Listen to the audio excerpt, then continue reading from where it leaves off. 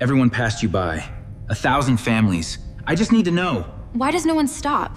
Because they see what I am before they see who I am.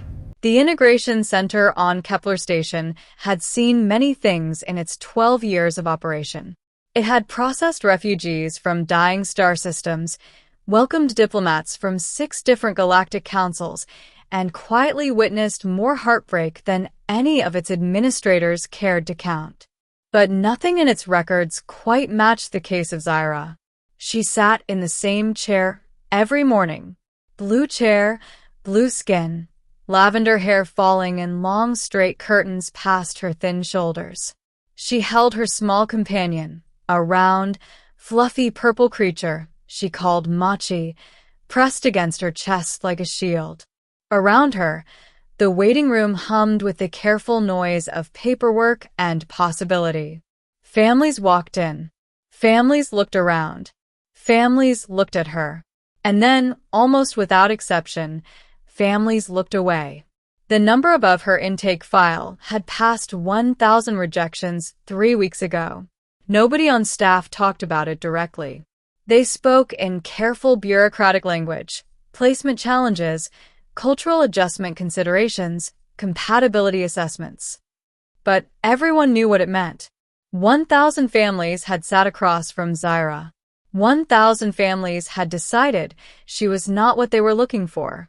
She was 11 years old. She had been in the system for 4 years. Her caseworker, a tired woman named Administrator Voss, had stopped pretending optimism 200 rejections ago. She processed the files. She scheduled the meetings.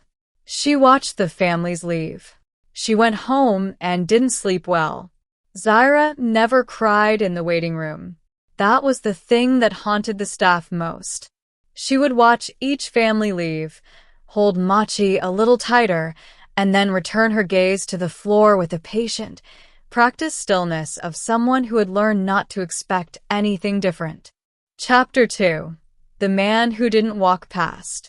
His name was Caleb Marin, and he was not supposed to be at Kepler Station at all.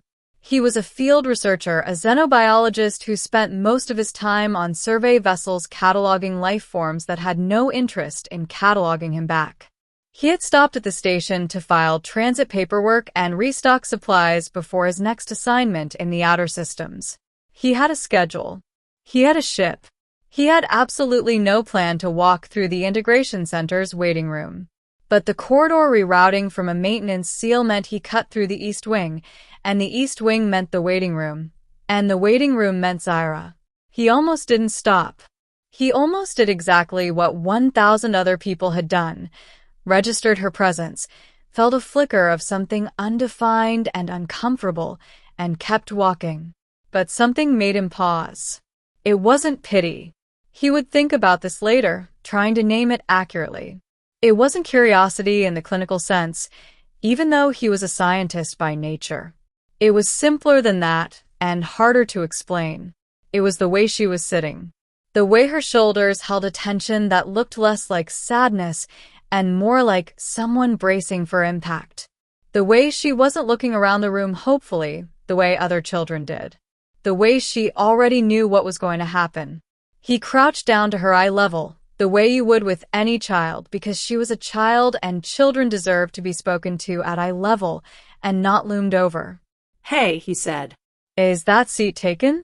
He nodded to the empty chair beside her. She looked at him with eyes the color of deep ocean water, careful and measuring. "No." He sat down. Chapter 3. The question no one had asked. They sat in silence for a moment. Machi regarded Caleb with small, suspicious eyes. Caleb held very still, the way he'd learned to hold still around unfamiliar creatures, letting them decide whether he was safe. "I've been watching since I came in," he said finally. "People keep walking past you." "Yes," she said. Not defensively. "Just as a fact." "Why do you think they do that?"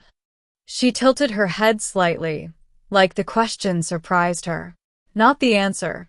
He could tell she knew the answer, but the fact that someone had asked. "Because I'm Velorian," she said. "Full blood. We don't present the way hybrid children do." We look more different. And we have the empathic sense.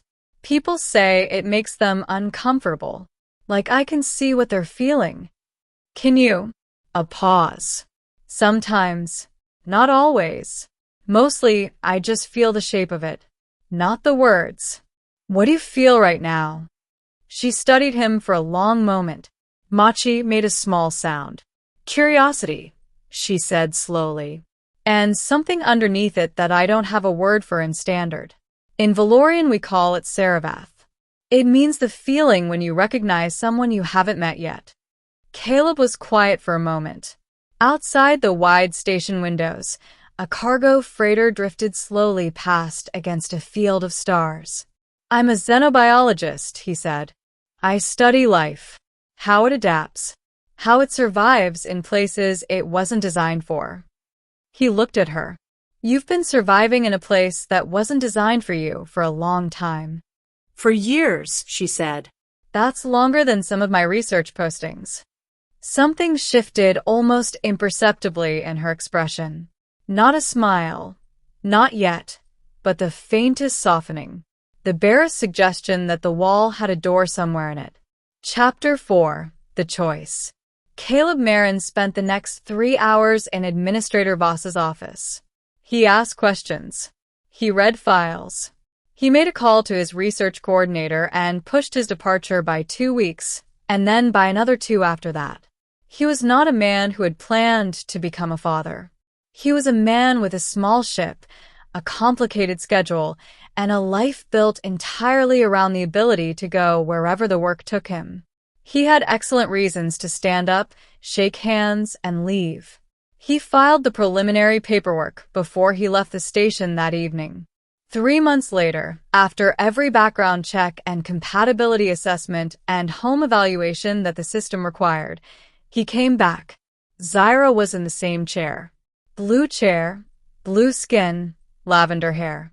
Machi pressed her chest. Eyes on the floor. When she looked up and saw him, she went very still. I told you I'd come back, he said. He had, in fact, told her exactly that, in the last 5 minutes of their first conversation, when he'd stood up and she'd already begun rebuilding the careful blankness on her face.